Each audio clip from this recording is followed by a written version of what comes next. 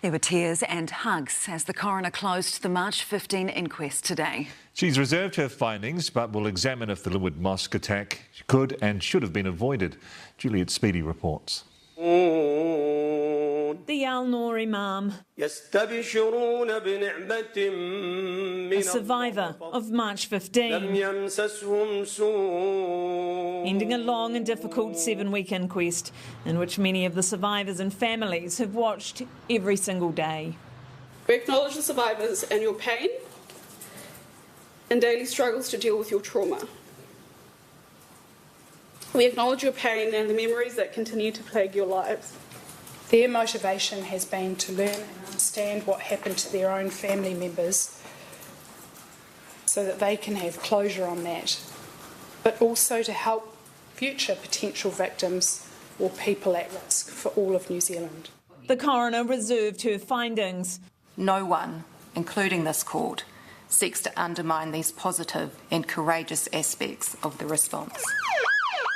But she indicated she has much to examine in this, the first comprehensive review of police in St John, after that incomprehensible day. We have heard for the first time evidence that police had been advised that Linwood was a target around 8 minutes prior to the attack there.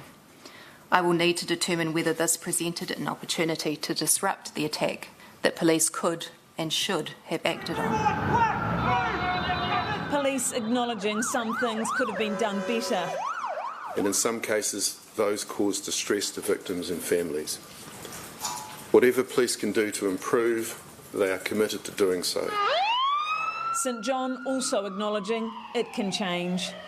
St John affirms its commitment to continuing to learn from this tragedy, continuing to improve its care of those in need. From week one, this inquest has viewed the events of that dreadful day frame by frame.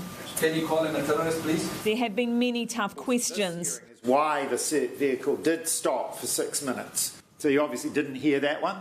They want to know, would have you been so cautious about there being a possible sleeper if you had been talking to a group of white people?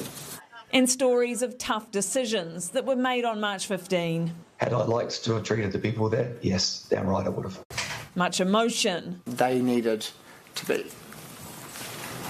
And crucial information to assist the coroner. There's ways to improvement, otherwise we wouldn't be sitting here now. Witnesses and experts from across New Zealand and the globe called to give evidence with an overarching goal to make New Zealand a safer place. Haji Ashraf Ali. Haji Matiola Safi. Thousands of New Zealanders had their lives impacted by the atrocities of that day. None more than the 51 brutally murdered.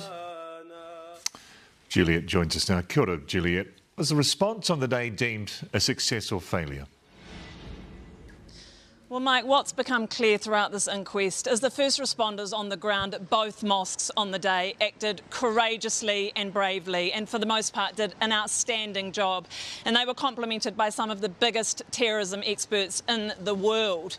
But often they worked outside of policy and procedure, and what's also become apparent is the blatant and stark gaps in the policies and procedures and training of Police St John and Fire and Emergency New Zealand in dealing with any future event like this. Because as we heard today, we can no longer call these events unprecedented, and we can no longer act like something like this might not happen again, which is why this process has been so important, not just for the 51 dead and survivors and their families, but also for all first responders across this country and ultimately for all of us.